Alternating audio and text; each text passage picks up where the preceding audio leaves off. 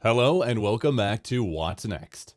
The Biden administration is ramping up efforts to block China's growing influence in the U.S. automotive market with a proposed set of rules that, if enacted, would effectively ban the sale of Chinese-made vehicles in the U.S. These measures come in response to rising concerns over the potential national security risks posed by China's automotive software and hardware. Particularly in the age of interconnectedness and autonomous vehicles, the proposal, announced on Monday by the U.S. Commerce Department, aims to limit the importation and sale of vehicles, as well as the associated technology that could be exploited for malicious purposes. The regulations, according to the Commerce Department, are not simply about economics or market competition, but are rooted in safeguarding national security. The U.S. government has expressed growing alarm that vehicles manufactured in China or vehicles containing Chinese technology could be vulnerable to cyber attacks, espionage, or remote control by foreign adversaries. These fears are especially heightened as vehicles become more connected to the internet and integrated with advanced technologies like autonomous driving systems. According to Liz Cannon, the head of the Commerce Department's Information and Communication Technology Office, the proposed rules are designed to eliminate the risk of any vehicle produced in China being sold in the U.S. The new rules target a wide range of components critical to modern vehicles. In particular, they focus on the software and hardware systems that enable vehicles to connect to the internet, satellite networks, and cellular systems. This includes the control systems that allow for autonomous or semi-autonomous driving, which are increasingly becoming standard in newer vehicles. The administration is concerned that the systems could be manipulated by foreign governments, allowing for remote access to vehicle functions like braking or acceleration, or even using the vehicles as tools for surveillance. What makes this proposal especially significant is its broad scope. While it would certainly impact vehicles produced by Chinese automakers, it would also affect any vehicle containing components developed or manufactured in China, even if the vehicle itself is produced elsewhere. This would include vehicles from American automakers like General Motors or Ford, which currently imports certain models from China for sale in the U.S. For instance, Ford's Lincoln Nautilus, which is made in China through a partnership with Changan Automobile, and GM's Buick Envision, which is produced in collaboration with China's SAIC Motor, which would likely be banned under these new rules. The proposed regulations are part of a broader U.S. strategy to counter China's growing presence in global tech markets, including the automotive sector.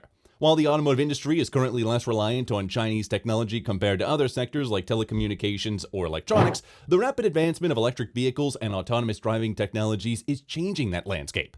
Chinese companies have made significant strides in these areas, and their growing competitiveness poses a potential threat to the dominance of American and European automakers in the global market. Under the proposed rules, not only would vehicles assembled in China be affected, but any vehicle containing significant amounts of Chinese software or hardware would also be prohibited.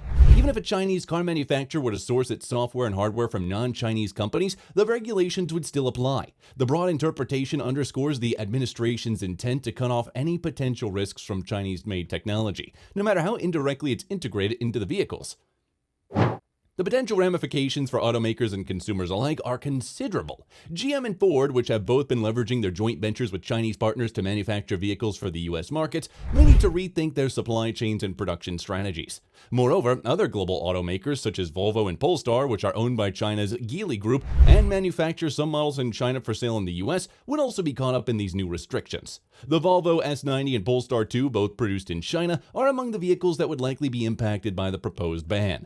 Volvo and Polestar have responded to the proposal by reaffirming their commitment to safety and compliance with data protection laws. In a statement, Volvo emphasized that all data processed by its vehicles adhere to applicable legal standards, and that's carefully reviewing the Commerce Department's proposal to assess its potential impact on the company's operations. Similarly, Polestar has stated that it will analyze the proposed rules and their implications for the U.S. market.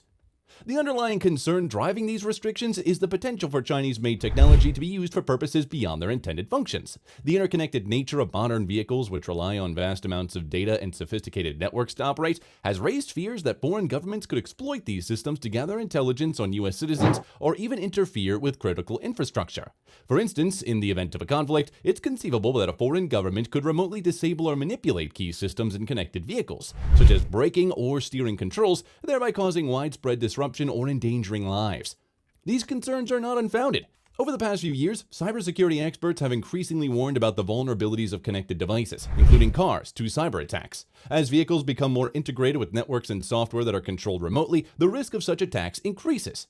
The U.S. government's actions are part of a broader effort to protect critical industries and infrastructure from potential foreign interference, particularly from countries like China and Russia, which are seen as adversaries in the realm of both technology and geopolitics. In addition to the national security concerns, the proposed rules may also serve to bolster the competitiveness of American automakers by shielding them from Chinese competition. Chinese-made vehicles, particularly EVs, are often sold at low prices due to China's cost advantages in manufacturing and materials. By blocking these vehicles from the U.S. market, the regulation could help domestic automakers and foreign manufacturers with a presence in the U.S. to better compete in an increasingly crowded EV market. This is not the first time the U.S. government has taken action to limit China's influence in the automotive industry. Recently, the Biden admin imposed a 100% tariff on Chinese-made EVs as part of a broader trade policy aimed at reducing U.S. reliance on Chinese goods. Additionally, the government has introduced purchase incentives for EVs that prioritize components and materials sourced from the U.S. or allied countries, further tilting the market in favor of non-Chinese manufacturers. Nevertheless, the proposed rules are not expected to have an immediate or widespread impact on the current U.S. automotive market, according to officials. A senior Biden admin official noted that there is relatively little Chinese software and hardware currently used in the vehicles sold in the U.S., which suggests that these regulations are more preventative than reactive. The government is positioning these measures as a safeguard against future threats, rather than a response to existing risks. However, they acknowledge that automakers may need to adapt to the new requirements, particularly in finding alternative suppliers for certain technologies.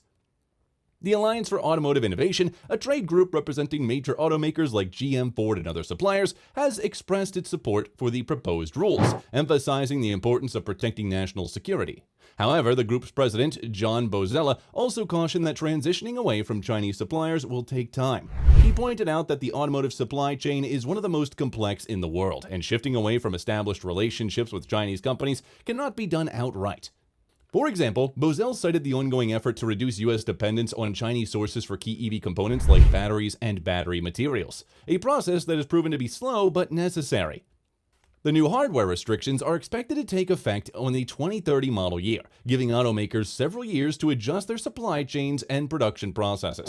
However, the software restrictions will come into force sooner, applying to vehicles from the 2027 model year onward. The public has been given 30 days to comment on the proposed regulations, after which the Commerce Department will finalize the rules. These new regulations are just one piece of a larger strategy by the U.S. government to limit China's growing influence in critical industries, particularly those that involve advanced technologies. Whether the rules will successfully protect national security while balancing the needs of the automotive industry remains to be seen. However, it is clear that the Biden administration is committed to reducing U.S. reliance on Chinese technology, even if it means reshaping the automotive supply chain and markets in the process.